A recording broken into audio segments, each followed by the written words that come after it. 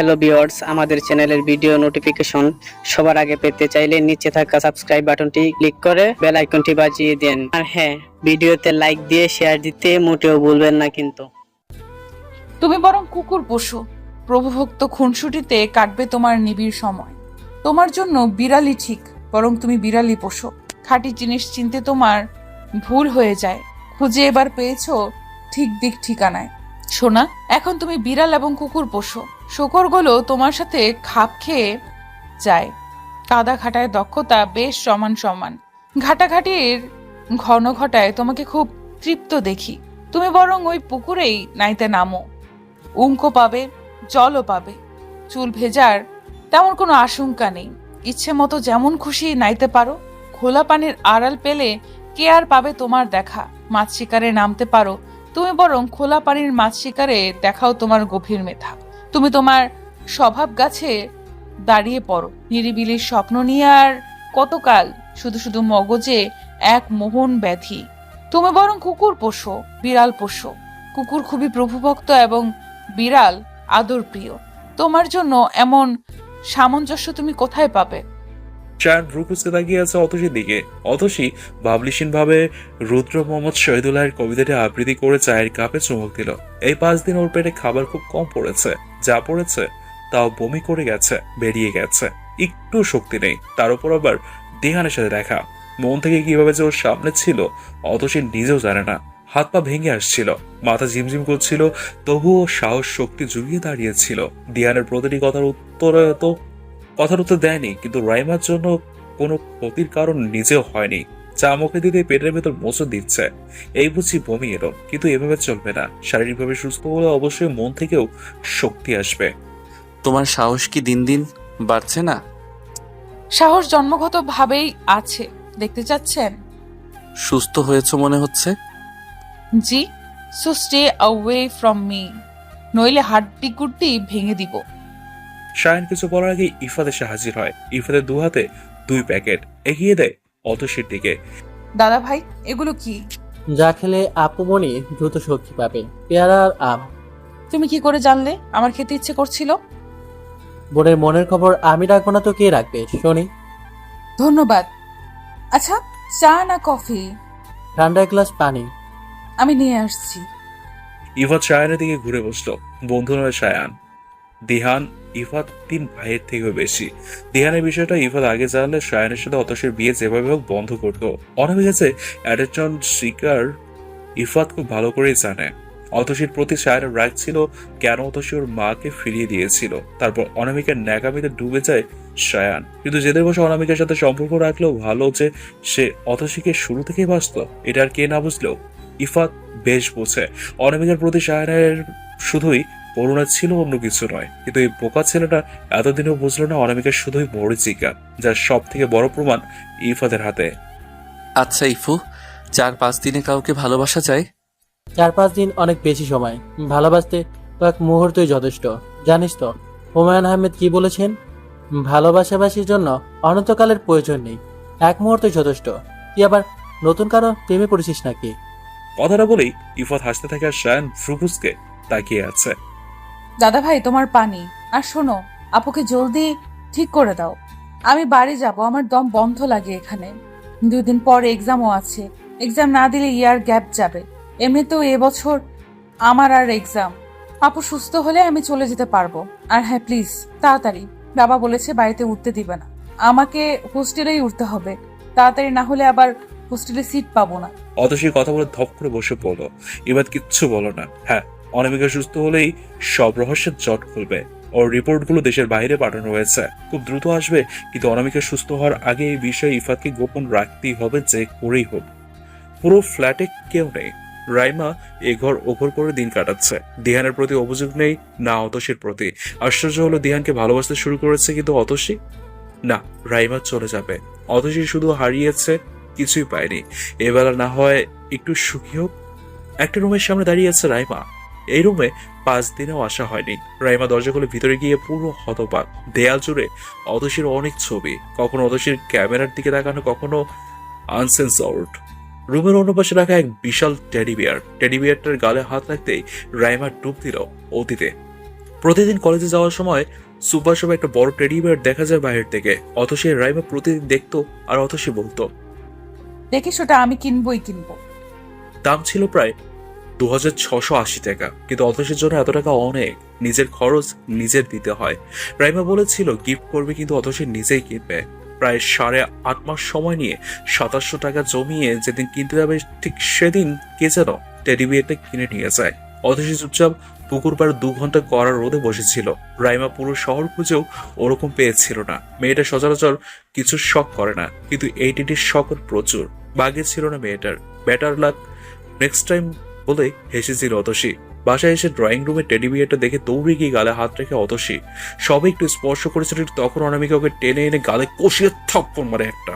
ন্যাকা কান্না করতে করতে বাবাকে বলে ওর কোনো এক বেস্ট ফ্রেন্ড গিফট করেছে আর অতসী নষ্ট করে দিচ্ছে। অতসীর বাবা কিছু না বলেই বের হয়ে যায়। অনামিকা হাতে থাকা গরম চা অতসীর হাতে ঢেলে দেয়। রাইমাদের বাড়ির পাশাপাশি হওয়াতে সব দেখেছিল সেদিন। পরে জানতে পারে ওর বাবা সেদিন ওকে খেতে অব্দি ডাকেনি। অনামিকা, অনামিকা, অনামিকা, তুই যে কত বড় কালসাপ তা যদি তোর বাবা বুঝতো।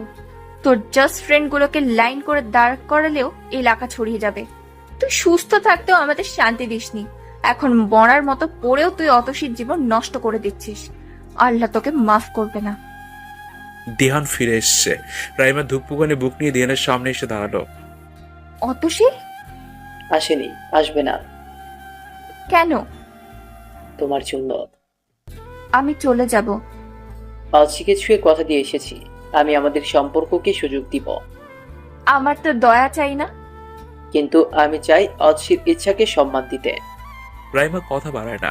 অতসীর প্রতি ভালোবাসা আরো বেড়ে গেল। সত্যি মাঝে মধ্যে আত্মার সম্পর্ক রক্তের সম্পর্ক থেকে বড় হয়ে দাঁড়ায়।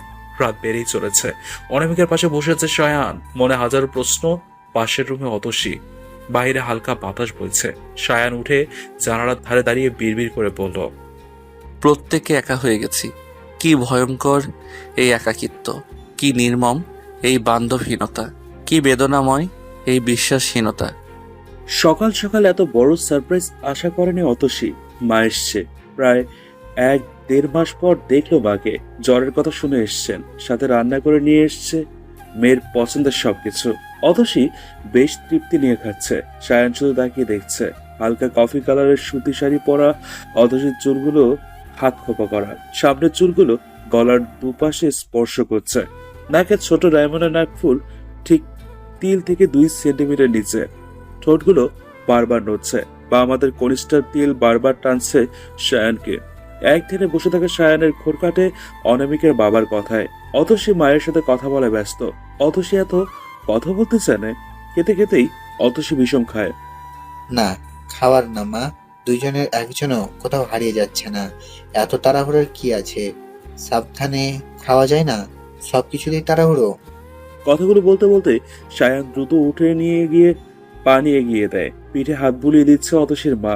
চোখে মুখে পানি এসে গেছে। কোনো উত্তর না দিয়েই নাক টানতে টানতে অতসী উঠে যায়। ওর মা পেছনে পেছনে যাচ্ছে। অতসীর বাবা সায়ানের দিকে কিছুক্ষণ তাকিয়ে থাকে। কেন যেন মনে হচ্ছে সায়ান অতসীর প্রতি দুর্বল হয়ে যাচ্ছে। এমনটা হলে অনামিকা যখন সুস্থ হবে, তখন যদি সায়ান অতসীকে না ছাড়ে, অনামিকারটা ওর কি হবে? না, কিছু একটা করতে হবে। অনামিকা সুস্থ হোক আগে, তারপর অতসীকে সে নিয়ে যাবে। অনামিকাকে জানতেই দেবে না অতসী সায়ানের বিয়ের কথা। সময় বহমান। ইস, কাছের মানুষগুলো যখন আশেপাশে থাকে, তখন যদি ঘড়ির কাঁটা বন্ধ হয়ে যেত, বন্ধ করে দেয়া হতো, কতই না ভালো হতো। অতসীর বাবা আগে চলে গিয়েছে নিচে। অতসী মায়ের থেকে বিদায় নিয়ে বারান্দায় গিয়ে দাঁড়িয়েছে। যতদূর দেখা যাবে এখান থেকেই দেখবে। আর জীবনে দেখা হবেই না, নাই কে জানে। চলতে চলতে অতসীর মা থেমে যায়। ব্যাগ থেকে একটা ল্যাপটপের ব্যাগ বের করে সায়ানের হাতে দেয়। আমার মেয়ের জীবনে অনেক কিছুই পেয়েছে, কিন্তু আফসোস পরিবার থেকে কিছুই পায়নি। শুধু শখ করে গ্রাফিক্সের কাজ শিখেছে, কিন্তু ল্যাপটপের কথা বাবাকে বলেও লাভ হয়নি। তখন তোমাদের অ্যাক্সিডেন্ট হলো। যদিও তোমাকে আমাদের 1 পয়সা দিয়ে চালানো লাগেনি, কিন্তু অনামিকার বাবা অতসীকে বকেছিল। তার মায়ের এই বিপদের সময় অতসীর গ্রাফিক্সের কাজ শেখা, ল্যাপটপ কেনা একদম বেমানান ছিল। তাই কিনে দেওয়া তো দূরে থাক সেসব কথা। থাকবে সেসব কথা। এইটুকু আমার মেয়েটা, তার শখ আহ্লাদ 2 চোখের পানিতে ভাসিয়ে দিয়েছে, টু শব্দটা কয়নি। কিন্তু আমি তো মা, তাই ওর আমার কাছে করা প্রথম আর শেষ আবদারটা রাখলাম। তুমি প্লিজ ওকে এটা দিও। বাসায় তো থাকে, এটা বলে বাসায় তো থাকে, এটা পেলে মন ভালো থাকবে। বলবে আমি দিলাম না কেন।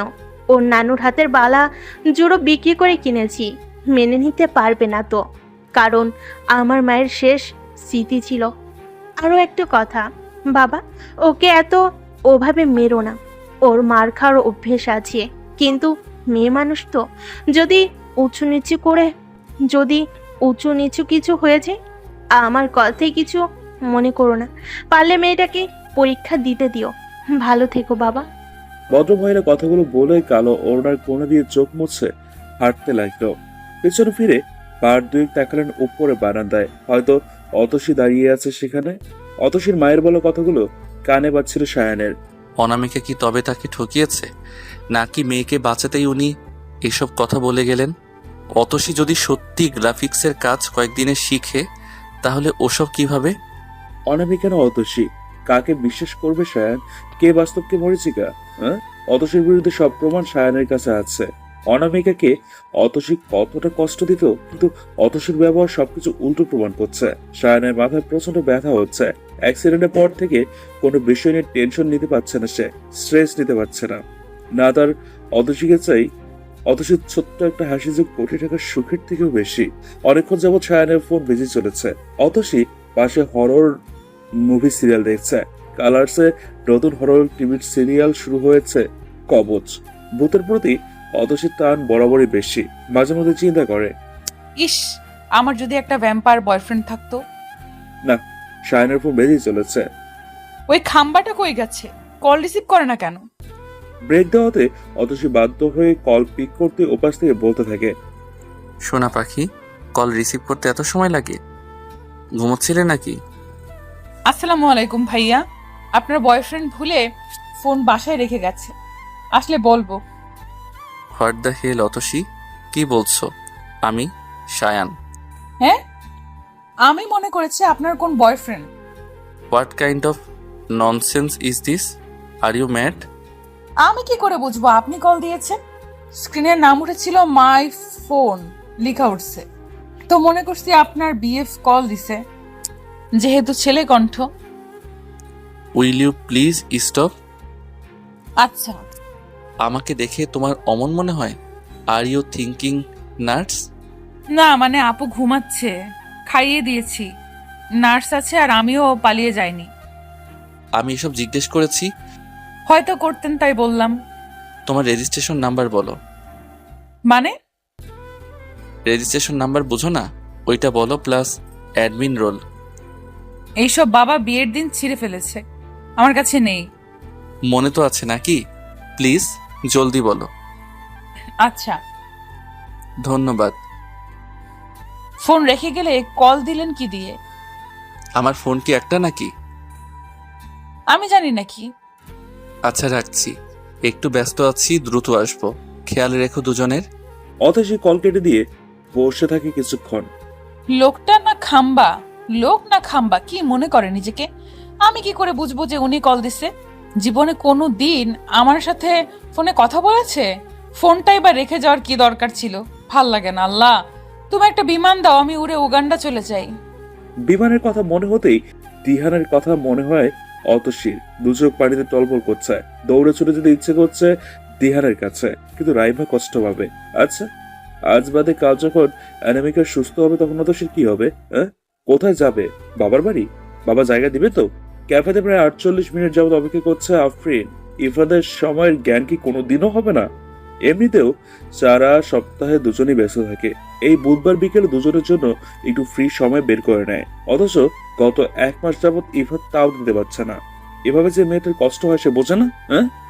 প্রিয় মানুষের সাথে দেখা করতে আসলে একটু সাজগোজ করে আসতে হয়। হালকা কাজল, লিপস্টিক, সাদা খোলা চুল, এসব লাগে সামনের মানুষকে স্পেশাল ফিল করানোর জন্য। কথাটা ইফাত একদিন আফরিনকে বলেছিল, যেদিন আফরিন একটু অগোছালো ভাবে চলে আসে। খুব লজ্জা লেগেছিল। এরপর থেকেই আফরিন ইফাতের সাথে দেখা করতে আসলে শাড়ি পরে সেজে বের হয়। কিন্তু ইফাতটা যে কই? 5 মিনিট পর ইফাত আসে। এসে বসতে বসতে বলে, সরি দেরি হয়ে গেল। কোথায় ছিলে? একটু কাজে। কি কাজ? অতসীর অ্যাডমিট। কথাটা শেষ করতে দেয় না আফরিন। অতসী নামটা যেন এতক্ষণে অভিমানের উপর ঘি ঢেলে দিল। আবার ওই মেয়ে? আচ্ছা, ওই মেয়েটা ছাড়া কি আর কোনো কাজ নেই তোমার? মানে? মানে কি বুঝবো না? আমার জন্য সময় হয় না, অথচ ওই মেয়ের জন্য এত কিসের আদিক্ষেতা? কি সম্পর্ক তোমাদের? তুমি জানো না ও আমার ছোট বোনের মতো, তারপরে তুমি রেগে আছো? নাও পানি খাও। পানি my food? Are you think I am little girl? No mister Ifat Chowdhury. Afrin relax dear. কোনো মায়ের পেটের বোন ছাড়া আর কেউ কোনোদিন বোন হতে পারে না। আর ওই মেয়ে তো আরোই না, যে নিজের বোনের সতীন হতে পারে সে আর যাই হোক কারোর বোন হতে পারে না। নাকি তুমি ওকে রক্ষিতা হিসেবে রাখতে চাইছো?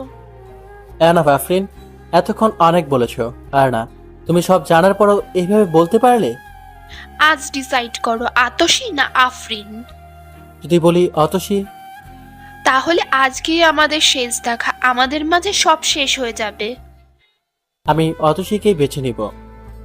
ইফাত, হ্যাঁ, তোমার মতো আফরিন আমার লাইফে অনেক আসবে।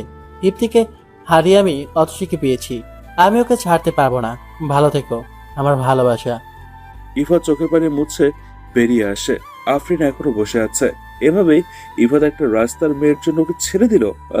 অপরদিকে ইফাত ভাবছে, মেয়েটার জন্মই হয়তো আজন্ম পাপ হয়ে গেছে। কেউ তোকে স্বাভাবিকভাবে নিতেই পারে না রে বোন। কিছু চিন্তা করিস না, তোর এই ভাই তোর জন্য যে কোনো কিছু করতে সবসময় প্রস্তুত। ক্যাবেতে বসে আছে দিহান, অতসী। দিহান কয়েক মিনিটের জন্য বাইরে গিয়েছে, হয়তো জরুরি কল এসছে। পাশে রাখা দিহানের পাসপোর্ট। কবিতে চুমুক দিয়ে পাসপোর্ট হাতে নিল অতসী। কেমন বাচ্চা বাচ্চা মদন কুমারের মতো লাগছে। মদন কুমার? তাহলে কি দিহানও গান গায় তার জন্য? মধুমালার গান? আমি স্বপ্নে দেখলাম মধুমালায় মুখরে। স্বপ্ন যদি মিথ্যা হইব, গলার হার কেন বদন হইব গোমা? আমি স্বপ্নে দেখলাম মধুমালার মুখরে। স্বপ্ন যদি মিথ্যা হইব, আংটি কেন বদল হইব গোমা? আমি স্বপ্নে দেখলাম মধুমালার মুখরে। স্বপ্ন যদি মিথ্যা হইব, পালঙ্ক কেন বদল হইব গোমা? আমি স্বপ্নে দেখলাম মধুমালার মুখরে। বাহ, মধুমালার গান গাইছে যে। দিহান এটাকে ঘ্যান ভাঙে অতসীর হাতের পাসপোর্ট দেখে জিজ্ঞেস করে, এটা এখানে? কিছু দরকার ছিল তাই নিয়ে এসেছিলাম। আপনারও পাসপোর্ট লাগে? কেন লাগবে না? না মানে পাইলটদের আবার কিসের পাসপোর্ট? তারা নিজেরাই তো প্লেনের ড্রাইভার, তাদের পাসপোর্ট লাগাটা বেমানান না? অতসীর কথা শুনে দিহান হাসবে না কাঁদবে খুঁজে পায় না। কথা বলার সময় অতসীর মুখের ভাব এমন ছিল যেন কত বড় অন্যায় পাইলটদের পাসপোর্টে থাকা। পাসপোর্ট না থাকলে তো আমরা বাইরের দেশে স্টে করতে পারি না, তাই লাগে। অবশ্য তুমি যদি বলো তাহলে হয়ে যাক রাজপথে মিছিল, হবে হরতাল, হবে অনশন, বন্ধ হবে এই পাইলটদের পাসপোর্টের নিয়ম। কবিতাটা মোটেও মেলেনি। ড্রাইভার মন দিয়ে ড্রাইভ করেন। ততক্ষণে কথা বলতে বলতে গাড়িতে এসে বসেছে দুজন। পাসপোর্টটা এখনো অতসীর হাতে। ছবি দেখে হেসেই যাচ্ছে। দিহান তাকিয়ে আছে। মেয়ের মাথা গেছে নাকি? একদম মদন কুমার লাগতেছে। তুমি মধুমালা হইলে আমি মদন কুমার হইতেও রাজি। তারপর রাতে গলার হার পালঙ্ক বদল হবে, আমি গান গাইব। স্বপ্নে দেখি মধুমালার মুখরে। দূর থেকে রাইমা দেখলো দিহান পাসপোর্ট হাতে নিয়ে বসে বসে হাসছে। মানুষটাকে এই প্রথম হাসতে দেখলো, অমায়িক হাসি। হাসতে দেখে মনে শান্তি আসছে। আচ্ছা, দিহান কি সত্যিই কোনোদিন মেনে নেবে রাইমাকে? ইস, যদি অতসীর সাথে যোগাযোগ করতে পারতো তাহলে দিহানের মনে ঠিকই জায়গা করে নিতে পারবে। এসব কথা ভাবতেই আবার রাইমার মনে হলো, আচ্ছা, আমি কি অতসীকে ঠকাচ্ছি? ওর জায়গা জোর করে কেড়ে নিচ্ছি? অতসী যদি ফিরে আসলে কি হবে? না, রাইমা বোঝাবে অতসীকে দিহানের কাছে ফিরে আসার জন্য। কারণ ওদের দুজনের সুখ অতসীর ফিরে আসাতেই। টিভি অন রেখেই অতসী কাউচে গুটিসুটি মেরে শুয়ে আছে। চুল খুলে আঁচল ফ্লোরে শুয়ে আছে। শায়দ নিজেও খুব ক্লান্ত। অ্যাক্সিডেন্টের পর থেকে শরীরটা ভালো যায় না। একটুতেই ক্লান্তি চলে আসে। চুপচাপ অতসীর কোলে উঠিয়ে নিয়ে অতসীর বিছানায় শুয়ে দেয়। শায়নের প্রচন্ড মাথা ব্যথা করছে, ঠিক মতো ঘুম হয় না। কাউচে আর কত ঘুমানো চায়? উপরতলায় 4টি রুম, একটি ওর মা বাবার। সে রুমে কাউকে যেতে দেয় না, কারণ রুমের আনাচে কানাচেতে আছে তাদের স্পর্শ। আরেকটিতে অনামিকা, যা সায়ানের রুম। পাশের রুম স্টাডি রুম, অন্য রুমে অতসী। ফ্রেশ হয়ে অতসীর পাশে শুয়ে পড়লো। সাথে সাথেই যেন রাজ্যের ঘুম জেগে বসেছে দু চোখে। অতসী বেশ বুঝতে পারছে তার পাশে কেউ একজন আছে। মিস্টার মাহমুদ, হ্যাঁ উনি ছাড়া আর কে থাকবে, কিন্তু উনি আমার বা পাশে কি করছে? উনি কি জানে না স্বামীদের সব সময় স্ত্রীর ডান পাশে ঘুমাতে হয়? আশ্চর্য লোক তো। কথাটা বলে অতসী সায়ানের বা পাশে একদম কিনারে ঘেঁষে শুয়ে পড়লো। অতসী আবার ঘুম চোখে তাকিয়ে দেখলো তার চুল ফ্লোরে স্পর্শ করছে। কি ভেবে আবার উঠে বসে চুলগুলো খোপা করে শাড়ির আঁচল টেনে সায়ানের পাশে শুয়ে পড়লো।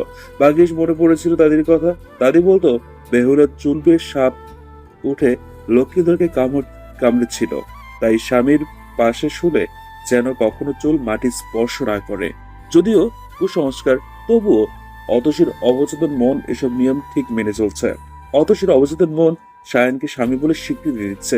ওই যে কবুল, কবুল শব্দটার শক্তি যে অনেক অনেক শক্তি। যে শব্দটা 3 বার পরে বাঙালি নারী পারে সম্পূর্ণ অচেনা মানুষকে নিজের সব থেকে আপন মানুষ হিসেবে স্বীকৃতি দিতে। সত্যি কি অতসী পারবে সায়ানকে তার জীবনের সাথে বেঁধে রাখতে, না অপেক্ষা করছে কোন ঝড় যা শেষ করে দেবে সবটা? সায়ান বেশ বুঝতে পারছে মেয়েটা গুটিসুটি মেরে একদম বুক ঘেঁষে শুয়ে আছে। চুলগুলো খোপা করা, প্রায় খুলে গেছে। পায়ের টাকনো থেকে বেশ উপরের শাড়ি, পাতলা চাদর টেনে দিল অতসীর ওপর। তারপর পাশ ফিরে আবার ঘুম। অতসী যখন ঘুম ভাঙলো তখন বিকেল পেরিয়ে রাত। নিজের ওপর বেশ ভারী জিনিস অনুভব করলে খেয়াল হলো সায়ানের এক হাত ওর মাথার নিচে, অন্য হাত পেটের উপরে। দিব্যি উপর দিয়ে পা দিয়ে ঘুমিয়ে আছে। অতসী চুপচাপ থাকলো কিছুক্ষণ। হঠাৎ অনামিকার কথা মনে হওয়াতে সায়ানের থেকে নিজেকে ছাড়িয়ে নিয়ে দৌড়ে ওয়াশরুমে চলে যায়। দু হাতে অজলা ভরে পানি নিয়ে বারবার মুখে দিচ্ছে। চোখে পানি সে আসতে দিতে যাচ্ছে না, তবুও অস্ফুট স্বরে নিজের অজান্তেই মুখ থেকে দিহার নামের চিৎকার বেরিয়ে এলো। বারবার ছুটে চলে যেতে ইচ্ছে করে, কিন্তু রাইমার জন্য সে আজ এখানে বাধা পড়েছে। মনে মনে আওড়াচ্ছে দিহানের নাম। বাথটাবের পাশে বসে পড়ে অতসী। কেন সে রাতে দিহানকে সে ফিরিয়ে দিয়েছিল? যদি না ফিরাতো তাহলে হয়তো আজ দিহান অতসীর সাথেই থাকতো। অতসীর চাপা কান্নার স্বর ঠিক সায়ানের কানে পৌঁছে যায়। সায়ান ডাক দিতে যেও পারে না। অধিকার কি সত্যিই আছে? জোর করে বিয়ে করলেও অতসীর মন অব্দি পৌঁছাতে সে পারছে না। এদিকে অতসী দিহানের নাম নিয়ে কান্না করেই যাচ্ছে। রবীন্দ্রনাথ ঠাকুর ঠিকই বলেছিলেন, পৃথিবীতে বালিকার প্রথম প্রেমের মতো সর্বগ্রাসী প্রেম আর কিছুই নেই। প্রথম যৌবনে বালিকা যাকে ভালোবাসে তাহার মতো সৌভাগ্যবানও আর কেউই নেই। যদিও সে প্রেম অধিকাংশ সময় অপ্রকাশিত থেকে যায়, কিন্তু সে প্রেমের আগুন সব বালিকাকে সারা জীবন পোড়ায়। বেশ কিছুক্ষণ পর অতসী বেরিয়ে আসে। শাড়ি বেশ ভিজে গেছে। সায়ান তখনও বিছানায়। আবার শাড়ি নিয়ে চেঞ্জ করে বেরিয়েছে রান্নাঘরের উদ্দেশ্যে। অতসী তেমন কিছু খেতে পারে না, তাই তার মা বেশ ঝাল দিয়ে বাদামের মরিচ বাটা, কালো জিরার মরিচ বাটা, তিলের মরিচ বাটা সহ আরো অনেক কিছুই নিয়ে এসেছিল। অতসী ভাত, আলু ভর্তা, ডিম ভাজি করছিল। যদিও কাজের লোক আছে, তবুও অতসী নিজে করতেই পছন্দ করে। কি করছো? সায়ানের হঠাৎ এমন প্রশ্নে অতসী চমকে যায়। খাবারে বিষ দিচ্ছি, লেমন ফ্লেভার, চলবে? চলবে না, দৌড়াবে। আচ্ছা, মেনু কি? আপনি এসব খাবেন না, আপনার জন্য হাবিজাবি আছে। বলো তো। অতসীর মেনু শুনে হেসে বলল, ইফাদের এসব বেশ পছন্দ। তুমি কি ইফাদকে আসতে বলবে? কথা শেষ হতেই ফোন এগিয়ে দেয় অতসীর দিকে। অতসী সানন্দে ফোন হাতে নিয়ে কথা বলা শুরু করে। ইফাদের বাসায় একই ব্লকে হওয়ায় ইফাদ আসবে। অতসী দ্রুত সব তৈরি করে টেবিলে রাখতে রাখতে ইফাদ চলে আসে। চেহারায় বেশ ক্লান্তি। বিকেলে আফরিনের ব্যবহারে সে বিরক্ত আছে। এতদিনের সম্পর্ক ওদের, কিভাবে আফরিন এসব বললো? সব জানার পরেও যখন ওর ভাই এমন একটা পরিস্থিতি দিয়ে যাচ্ছিল, তখন বড় ভাইয়ের বড় সাপোর্ট ছিল সে নিজেই। আর অতসীর সাপোর্ট ইফাদ হলেই বা সমস্যা কোথায়? এসব ভাবতে ভাবতেই দীর্ঘশ্বাস ছাড়লো ইফাদ। রান্নাঘর থেকে অতসীর একটু চিৎকার শোনায় গেল। সায়ান ইফাদ দুজনে ছুটল সেদিকে। ডান হাত রক্তে মাখামাখি। বৃদ্ধাঙ্গুলি বেশ ভালোই কেটেছে। পাশে রাখা আধ কাটা লেবু দেখে বুঝতে অসুবিধা হলো না যে লেবু কাটতে গিয়ে এমনটা হয়েছে। সায়ান দুহাত আঁকড়ে আছে অতসীর পিচ্ছি আঙ্গুলটা। ইফাদ ছাড়িয়ে নেয়, কারণ সায়ান যেভাবে চাপ দিচ্ছে ব্লাডারও বেশি আসছে। ইফাদ ছাড়িয়ে নিয়ে ওয়াশ করে ব্যান্ডেজ করে দেয়। তারপর নিজের ফ্রেশ হয়ে খেতে বসে। অতসী খাবার সার্ভ করলো, কিভাবে খাবে? ইস, আলু ভর্তা ভাত কি আর চামচ দিয়ে কে শান্তি হচ্ছে নাকি? হ্যাঁ, অতসীর এমন চেহারা দেখে সায়ানের বেশ হাসি পায়। ওর পাশের চেয়ারে ওকে বসিয়ে ভাত মাখিয়ে মুখে তুলে দেয়। অতসী বেশ বড় বড় চোখ করে তাকিয়ে আছে। সামনে ইফাত দাদা ভাই, সে কি মনে করবে? সায়ান যেন অতসীর মনের কথা বোঝে। ইফাতকে লজ্জা পাওয়ার কিছুই নেই, চুপচাপ খেয়ে নাও। প্রচন্ড ক্ষুধা লাগায় অতসী চুপচাপ মুখে তুলে নেয় খাবার। সায়ান অতসীর মুখে পুরো লোকমা ভাত দিচ্ছে না, আবর্জন রাখছে। অতসীর হঠাৎ করে মায়ের বলা কথাটা মনে পড়ে গেল। যে স্বামী নিজ স্ত্রীকে এক লোকমা ভাত খাইয়ে দিবে, আল্লাহ ওই স্বামীর সগীরা গুনাহ মাফ করে দিবেন। অতসীর মন বা মস্তিষ্ক কি চাইছে? হ্যাঁ, অতসীর অবচেতন মন সায়ানকে স্বামী হিসেবে মানছে, কিন্তু অতসীর মস্তিষ্ক দিহানের কথা ভাবছে। নিজেকেই নিজের মাঝে গুলিয়ে ফেলছে অতসী। এসব ভাবতে পারে না সে। ইফাত একটা ফাইল এগিয়ে দিল অতসীর দিকে, ইশারায় করলো অতসী যেন খুলে দেখে। ফাইল খুলে অতসীর চোখ ছানা বড়া। অ্যাডমিন, রেজিস্ট্রেশন কার্ড, জিজ্ঞাসক চোখে তাকিয়ে আছে অতসী। মুচকি হেসে মাথায় হাত রেখে, এক্সামের প্রিপারেশন নিয়ে নাও, কালকে দিন আছে শুধু। অতসীর হাত পা কাঁপছে, চোখ দিয়ে পানি এসে গেছে। মায়ের পর যদি কারো থেকে এমন স্নেহ পেয়েছে সে হলো ইফাত। ইফাত এবার একটা ল্যাপটপ এগিয়ে দিল। যদিও এসব সায়ান নিজে বলেছে ইফাতকে দিতে, কারণ অতসী হয়তো তার হাত থেকে নাও নিতে পারত। তাই তো সায়ান ইফাতের হাত দিয়ে সব অতসীকে দিল। অতসী চুপচাপ হয়ে আছে। ইফাত অতসীর পাশে বসে বলতে থাকলো, আপু এক্সাম দিবি না? দাদা ভাই কিছুই তো পারি না, তাছাড়া বই। সব আমি নিয়ে এসেছি। আচ্ছা, কোনো মতে অ্যাটেন্ড করো, পরে সাপ্লি দিও। আমি কি আসবো তোমার দিতে? সায়ান এদের মাঝে কথা বলে ওঠে, আমি নিয়ে যাব, তাছাড়া বড় মা যেতে বলছিল। আচ্ছা ঠিক আছে, আমি কাল আসবো। এবার আপু তুই পর, আমি আসি।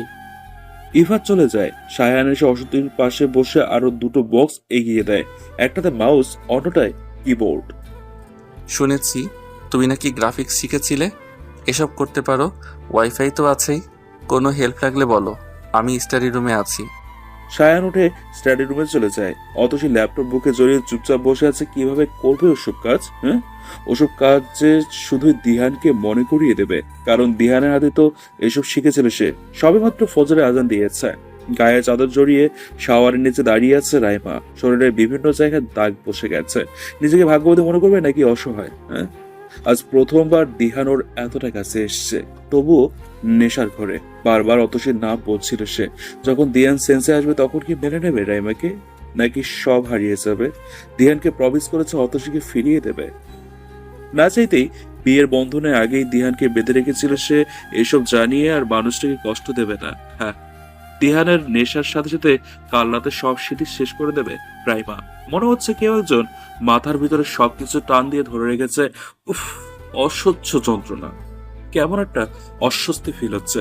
উঠে বসে দিহান, কোমর থেকে পা অব্দি পাতলা কম্বল দিয়ে ঢাকা। উঠে বসে বুঝতে পারে পরনে কিচ্ছুটি নেই।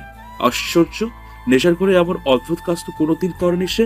পাশে রাখা টাওয়াল পেঁচিয়ে বিছানা থেকে উঠে ওয়াশরুমের দিকে পা বাড়ায়। শ্যাম্পু করার সময় শরীরে বিশেষ করে বুকে পিঠে গলা ধরেছে, কিন্তু আমলে না নিয়ে বেরিয়ে গেল। ড্রেসিং টেবিলের আয়নার সামনে দাঁড়াতে শীত দ্বারা বের ঠান্ডার স্রোত বয়ে গেল। বুঝতে বাকি রইল না কাল রাতে কি হয়েছে। পুরো ফ্ল্যাট খুঁজেও রাইমাকে পেল না। এমন এক নেশাময় রাত কাটিয়ে সকালে অতসীকে হারিয়েছে সে। সেটাতে অতসী কোনোভাবে দিয়ানকে ঘুম পাড়িয়ে দিল। রাইমার উপর সে পুরুষত্ব জাহির করে ফেলেছে। রাইমা অবশেষে অতসীর রুম পেল। এই রুমটা দিহান অতসীর সব স্মৃতি দিয়ে ইচ্ছে দিয়ে সাজিয়েছে। রাইমা অতসীর ছবির দিকে তাকিয়েছিল, কারো আভাস পেয়ে পেছনে তাকালো। দিহান উঠে গেছে। রাইমা দ্রুত গিয়ে লেবু পানি এনে দিল। দিহান চুপচাপ খেয়ে ওর দিকে তাকালো। মেয়েটার চোখ অস্বস্তিতে ফেলছে। দ্বিধা না করেই জিজ্ঞেস করলো, রাইমা, কাল রাতে কি হয়েছে? কিছুই না। সত্যি করে বলো। হায় রে পুরুষ, কিভাবে বলবো? আপনি মেনে নিতে পারবেন? আপনার কাছে আমি যে শুধুই অতসী ছিলাম, রাইমা না। Teacher aquarium. রাইমা চুপচাপ দাঁড়িয়ে আছে। এতক্ষণে চোখে পানি জমে গেছে তার। রাইমাকে চুপ থাকতে দেখে দিহানের রাগ বেড়ে গেল। একে তো চিন্তা হচ্ছে, আবার এই মেয়ে চুপ হয়ে আছে। হাতের গ্লাস সজোরে ফ্লোরে ফেলে দিয়ে দু হাতের রাইমার দু বাহু ঝাঁকিয়ে চিৎকার করে বলে উঠল, answer me, god damn it, just answer me. Raima মাথা জাগায়। দিহান উত্তর পেয়ে অতসীর ছবির পাশে দেয়ালে হাত মুঠো পাকিয়ে আঘাত করে। রাইমা দ্রুত গিয়ে দিহানকে থামিয়ে কাঁদো কাঁদো কণ্ঠে বলতে থাকে, আপনার কোনো দোষ নেই দিহান, আপনি নেশে ছিলেন। আমি গিয়েছিলাম আপনাকে আনতে, ঠিক তখন আপনি যা করেছেন অতসী ভেবে করেছেন। আমি পেরে উঠিনি আপনার শক্তিতে, দোষ আমার। প্লিজ এভাবে নিজেকে কষ্ট দেবেন না। অতসী কিচ্ছু জানবে না, আমি চলে যাব তো। অতসীর জায়গা ওরই থাকবে। প্লিজ দিহান, নিজেকে আঘাত করবেন না, আমার কষ্ট হচ্ছে। দিহান এক পলক তাকায় রাইমার দিকে। কি দিয়ে বানিয়েছে আল্লাহ এই দুই মেয়েকে? হ্যাঁ, এরা খালি যাইতেই চায়, কখনো অধিকার কেন চায় না? হ্যাঁ, রাইমা ঠিকঠাক দাঁড়িয়ে থাকতে পারছে না। দিহান ওকে রুমে নিয়ে বসিয়ে দিয়ে বাইরে কোথাও চলে যায়। রাইমা শুধু যাওয়ার পথে তাকিয়ে চোখের পানি ফেললো আর বলল, কাল রাতটা দিহান অন্যরকম হতে পারতো। আমি এমনিতেও আমার সবটা আপনাকে দিতাম, কিন্তু অতসী। ইফাত এসে রাইমাকে চেক আপ করে নিল। এতটা প্যানিক হওয়ার কিছুই নেই, হালকা পেন কিলার দিলেই পেন চলে যাবে। রাইমাকে দেখে ইফাত দিহান এসে দাঁড়ালো বারান্দায়। সিগারেট হাতে ব্যালকনিতে দাঁড়িয়ে আছে দিহান। সামনে আকাশের দিকে তাকিয়ে হাতের সিগারেটটা এগিয়ে দিল ইফাতের দিকে। সিগারেট টান দিতেই দিহান বলল, I raped her last night. কথাটা শুনেই ইফাত চমকে না থমকে যায়। হাতের সিগারেট মাটিতে ফেলে দিয়ে রেগে দাঁতে দাঁত চেপে বলতে থাকে, শালা, তোরা দুইটা আসলেই মানুষ না, বর মানুষ। তোরা কি করে আমার বন্ধু?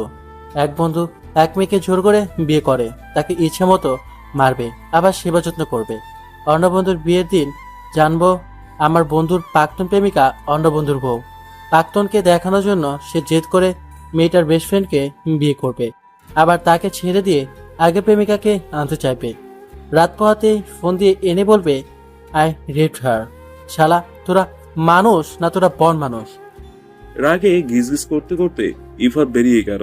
দিহান যাওয়ার দিকে তাকিয়ে দীর্ঘশ্বাস ছাড়ল। গরম দুধের গ্লাস হাতে নিয়ে এগিয়ে যায় রুমের দিকে। রাইমা কপালের উপর ডান হাত রেখে শুয়ে আছে।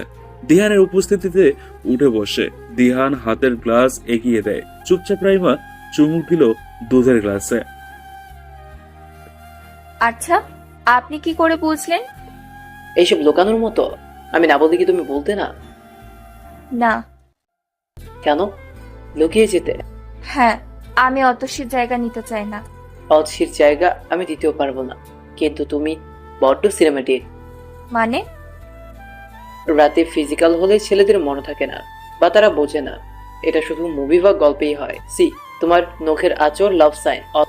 এটা কি সত্যি আপনার জন্য লাভ সাইন? দিহান কোনো উত্তর দেয় না, কারণ উত্তরটা জানা নেই। সারাদিন সায়ান ছিল না বাসায়। কাল অতসীকে নিয়ে বের হবে তাই আজকে ব্যস্ত ছিল। বাসায় ফিরতে দেখে রাত্রি 10টা বেজে গেছে। রুমে ঢুকে দেখে অতসী পুরো বিছানা, বই, খাতা, পেন্সিল, ইরেজার সব ছড়িয়ে ছিটিয়ে পেটের নিচে বই রেখে উপর হয়ে শুয়ে ঘুমাচ্ছে। সায়ান পাশে বসে শুধু অতসীকে সোজা করে শুয়ে দিয়ে কাপড় ছেড়ে ফ্রেশ হতে চলে যায়। ফ্রেশ হয়ে এসে বিছানা থেকে সব গুছিয়ে এবার অতসীর দিকে তাকালো। সারাদিনের ক্লান্তি শেষ হয়ে যাচ্ছে। আচ্ছা, মেয়েটা কি আমাকে চার্জ করছে নাকি? আনমনে হেসে ওঠে সায়ান। পাশে বসে সিগারেট জ্বালায় সে। এক মনে চেয়ে আছে অতসীর দিকে। হঠাৎ পিটপিট করে চোখ মেলে তাকায় অতসী। আহ্লাদি কণ্ঠে জিজ্ঞেস করে, কি খাচ্ছেন? সিগারেট। আমিও খাবো। সায়ান চোখ বড় বড় করে তাকাতেই অতসী উঠে বসে। নিশ্চিত পাগলামি করবে। অতসী ঘুমের মধ্যে এমন পাগলামি করে অতসীর মা বলেছিল। এই না না, খাবো দিন। আমি ফেলে দিচ্ছি। আমি খাবো তো। সায়ান ধমক দিতে অতসী রেগে উঠে যাচ্ছিল। পেছন থেকে সায়ান কোমর জড়িয়ে নিজের কোলে বসিয়ে নেয়। শাড়ির ফাঁকে হাত দিয়ে নাক ডুবায়। ছাড়ুন, নইলে মারবো। মারো। আমি সিগারেট খাবো। প্লিজ কথা বলো না, অনুভব করো কি? আমার স্পর্শ। কবিতা শুনবো। বলবো। চুলে সায়ান অতসীকে উঠিয়ে আয়নার সামনে নিয়ে দাঁড় করায়। এলোমেলো এলো চুল, ঘুম ঘুম চোখে অতসী আয়নের দিকে তাকিয়ে সে সম্পূর্ণ সায়ানকে ভিত্তি করে দাঁড়িয়েছে। সায়ানের এক হাত তার দু হাত ধরেছে। হয়তো সকালে অতসীর এসব কিছুই মনে থাকবে না, তবুও সময়টা থেমে যাচ্ছে না কেন? হ্যাঁ, আয়নায় ইশারা করে বলতে শুরু করে, ওই যে ছোট লোকটাকে দেখছো, পছন্দ মতো ফুল ফুটলো না বলে মাটি থেকে উপড়ে ফেলে দিল গাছটাকে। ছেলেটার ভীষণ জিদ, ও কখনো প্রেমিক হতে পারবে না। এই তো সেদিন কাচের জানলা দিয়ে রোদ ঢুকছিল বলে কাচওয়ালার বাড়িতে গিয়ে তাকে কি বকা। কাচওয়ালা তো সাদা কাচের রোদ ঢুকবে না এমন আবার হয়। ছেলেটার খুব জেদ, ও শুধু দেখে আর চেনে, বুঝতে জানে না। প্রেমিক হতে গেলে ঋতু বুঝতে হয়, যেমন কোন ঋতুটার বুক ভর্তি বিষ, কোন ঋতুটা ভীষণ একা একা, কোন ঋতুটা প্লাবন, কোন ঋতুতে খুব কৃষ্ণচূড়া ফোটে। ছেলেটা ঋতুই জানে না, ও শুধু দেখে আর চেনে, বুঝতে জানে না। ছেলেটা কখনো প্রেমিক হতে পারবে না। প্রেমিক হতে গেলে গাছ হতে হয়, ছায়ার মতো শান্ত হতে হয়, বৃষ্টির জন্য অপেক্ষা করতে হয়। যেদি মানুষেরা কখনো গাছ হতে পছন্দ করে না, তারা শুধু আকাশ হতে চায়। রুদ্র গোস্বামী। সায়ান অতসীকে যেদিন প্রথম দেখেছিল সেদিন ছিল মঙ্গলবার। দূরে একটা মেয়ে লাফালাফি করছে কিছুটা পারার জন্য। একটু কাছে যেতে দেখলো মেয়েটা পেয়ারার কচি পাতা পারার জন্য লাফাচ্ছে। কামিজের কাটা অংশ একটু দূরে সরে যেতেই চোখ দুটো প্রথমে মেয়েটার কোমরে গিয়ে আটকে গিয়েছিল। ছোট্ট একটা তিল। লাফালাফির জন্য খোপা করা চুল খুলে কোমর গড়িয়ে নিচের দিকে দুলছে। ব্যর্থ। ক্লান্ত হয়ে মেয়েটা চুপচাপ কোমরে হাত গুজে জোরে জোরে শ্বাস নিচ্ছে। কিছুক্ষণ পর ওই যেন চলে গেল। সায়ান গাছের নিচে এসে খুঁজলেও পেল না। একটা ডাল ভেঙে লুক ঝুলিয়ে রাখলো। দূরে গিয়ে তাকিয়ে দেখলো মেয়েটা এসে ভাঙা ডাল দেখে শান্তির হাসি দিল। কচি পাতা মুখে গুজে আবার যেন কই হারিয়ে গেল। ঠিক এভাবেই প্রথম দেখেছিল অতসীকে মায়ের সাথে গ্রামে বেড়াতে গিয়ে। অতসী নানুর বাড়ির এলাকাতে। অতসীকে এই একটু দেখতেই ভালো লাগে সায়ানের। তারপর শুধু একটু দেখার অপেক্ষা। দেখা মিলল প্রায় 3 ঘন্টা 57 মিনিট পর। নদীর বাঁকে একটি গাছের গুঁড়িতে বসে সায়ান সিগারেট টানছিল। প্রায় 7 বছর বিদেশে থেকেছে, কয়েকদিন হলো এসছে। যথেষ্ট স্মার্ট ছেলে হলো, মেয়েদের নিয়ে এতটা ভাবেনি, কিন্তু এই মেয়ের জন্য মন কেমন কেমন যেন করছে। ওই যে একটা অনুভূতি আছে না, বুকের মাঝে ঠিপঠিপ করে শ্বাস নিতে কষ্ট লাগে, পেটে যেন কেমন অনুভূতি হয় সেই রকম। নদীতে কিছু মেয়ে গোসল করছে, তারা অতসীকে বারবার ডাকলেও অতসী না করছে। কথা শুনে বোঝা যাচ্ছে সাঁতার পারে না অতসী। সায়ান একটু পাশ ফিরে অন্যদিকে বসলো, যেখান থেকে শুধু অতসীকে দেখা যায়। ফোনে টুকটুক করে কয়েকটা ছবি তুলে নিয়েছিল। অতসীকে বুকে নিয়ে আদর্শ অবস্থায় এক হাতে ফোনে স্লাইড করে অতসীর সেই ছবিগুলো সায়ান দেখছিল। অতসীর কথা মনে হচ্ছিল। আজ অতসী এত কাছে, কিন্তু সেদিন অতসী কেন সব উল্টো পাল্টে দিয়েছিল? খুব কি প্রয়োজন ছিল? বিয়ের প্রস্তাব ফিরিয়ে দিতে সমস্যা নেই, কিন্তু মাকে অপমান কেন করেছিলে? সেই জেদ ধরে অনামিকার সাথে সম্পর্ক, বিয়ে। কিন্তু আমি তোমাকে ভুলতে পারিনি। অনামিকার সাথে এতটা খারাপ তুমি করতে? যে অতসী সায়ান মাহমুদকে ফিরিয়েছিল, সে কিভাবে আমার বন্ধু দিহানের প্রেমে পড়ল? আমি সহ্য করতে পারিনি। প্রতিশোধের নামে ছিনিয়ে এনেছি আমার ভালোবাসাকে। দিহানের বিয়ের দিন খুব মেরেছিলাম, তাই না? কি করব? দিহানের স্পর্শগুলো তোমার শরীরে আমার সহ্য হচ্ছিল না। আমি চাইলেও এখন তোমার উপর রাগ জেদ দেখাতে পারছি না। তবে কিছু তো একটা আছে, যেদিন সেই রহস্যের জট খুলবে সেদিন সব ঠিক হয়ে যাবে।